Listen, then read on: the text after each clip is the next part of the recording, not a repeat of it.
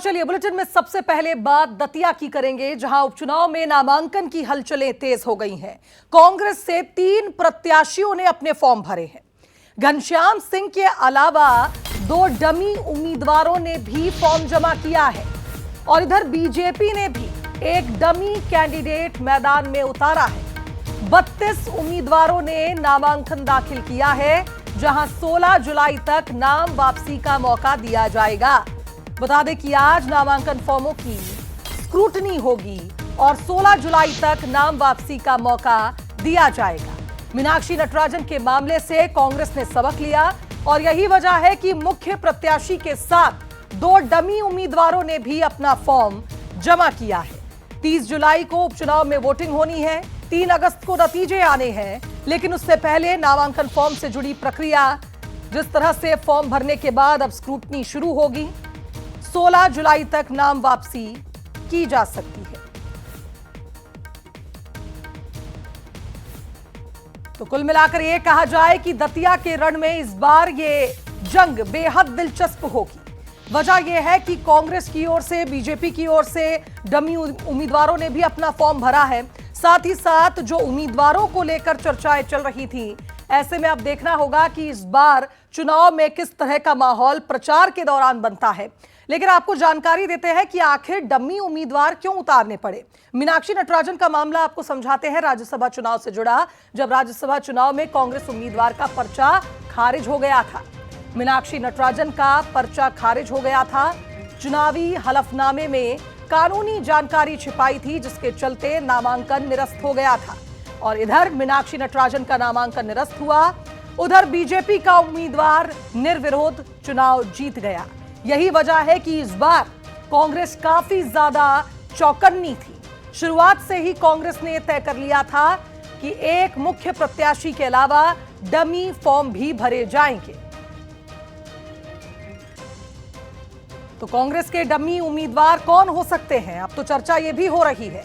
घनश्याम सिंह मुख्य प्रत्याशी हैं, जो दतिया के 2 बार के विधायक रह चुके हैं, एक फैमिलियर फेस है दतिया के लिए। लेकिन डमी उम्मीदवार कौन से हैं, ये भी लोगों को जानना है और यही वजह है कि इसकी चर्चाएं भी हो रही हैं। दतिया उपचुनाव जिस तरह से लगातार राजनीति का केंद्र इस वक्त मध्य प्रदेश में बना हुआ है, नामांकन फॉर्म जब जमा हुए तो खुलासा हुआ कि इस बार दतिया उपचुनाव के लिए 32 फॉर्म भरे गए हैं, जिसमें कांग्रेस की ओर से 3 और बीजेपी की ओर से 2 फॉर्म जमा हुए हैं। तो उपचुनाव में नामांकन की हलचलें तेज है। कांग्रेस से 3 प्रत्याशियों ने फॉर्म भरे हैं। घनश्याम सिंह के अलावा कौन से वो प्रत्याशी हो सकते हैं, कौन से वो उम्मीदवार हो सकते हैं जिनसे एक डमी नामांकन भरवाया गया? कि अगर घनश्याम सिंह का फॉर्म किसी न किसी कारण के चलते अगर निरस्त हो जाता है भविष्य में, तो ये 2 डमी कैंडिडेट में से किसी एक को कांग्रेस इस चुनाव में उतार सकती है। यही मकसद होता है डमी नामांकन फॉर्म या डमी उम्मीदवारों का। तो कुल मिलाकर यह कहा जाए कि दतिया उपचुनाव को लेकर पहले मंथन हुआ प्रत्याशियों के चयन को लेकर। बीजेपी ने सभी को चौंका दिया आशुतोष तिवारी को दतिया में उपचुनाव के लिए उम्मीदवार चुनकर, और इधर कांग्रेस की ओर से राजघराने से ताल्लुक रखने वाले घनश्याम सिंह, कुंवर घनश्याम सिंह, जो 2 बार विधायक रह चुके हैं दतिया से, उन्हें मौका दिया गया। लेकिन इस बार दोनों ही दलों ने डमी उम्मीदवार बनाए हैं, डमी फॉर्म भी जमा कराए हैं। तो कुल मिलाकर यह कहा जाए कि आप देख सकते हैं, तस्वीरें आपको हम दिखा रहे हैं, सोमवार की ये तस्वीरें हैं जब नामांकन फॉर्म जमा करने के लिए प्रत्याशी पहुंचे थे। घनश्याम सिंह को आप तस्वीरों में देख सकते हैं। हमारे सहयोगी उमेश का हम रुख करेंगे, इस खबर पर लाइव जुड़ रहे हैं। उमेश, कुल मिलाकर यह कहा जाए कि दूध का जला छाछ भी फूंक कर पीता है, यह कहना इसलिए गलत नहीं होगा कि कांग्रेस ने राज्यसभा चुनाव से जो सबक लिया, उसके बाद एक नहीं 2 डमी उम्मीदवार इस बार बनाए गए हैं कांग्रेस की ओर से।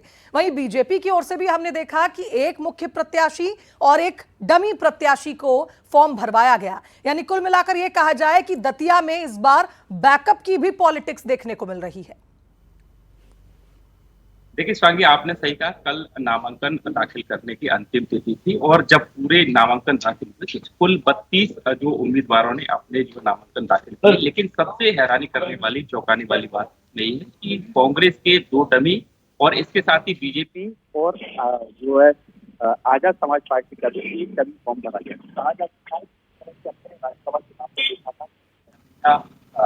नटराजन, उनका जो है नामांकन रद्द हो गया था। वो उसके बाद जो है कांग्रेस जो है पूरी तरह से तैयार थी और उन्होंने 2 डमी फॉर्म भरवाए थे। हालांकि जो घनश्याम सिंह है, उनने अपने रिश्तेदारों से ये डमी फॉर्म है वो फाइल कराए थे और इसके साथ ही बीजेपी के प्रत्याशी और दामोदर यादव ने अपने भाई का डमी फॉर्म भरवाया। बिल्कुल उमेश, यानी कुल मिलाकर ये कहा जाए कि इस बार काफी दिलचस्प होगा दतिया का ये रण। जिस तरह से हमने देखा कि दोनों ही दल काफी फूक फूक कर कदम रख रहे हैं और यही वजह है कि डमी उम्मीदवारों को इस बार नामांकन फॉर्म भरवाया गया। बहुत शुक्रिया आपका तमाम अपडेट्स के लिए।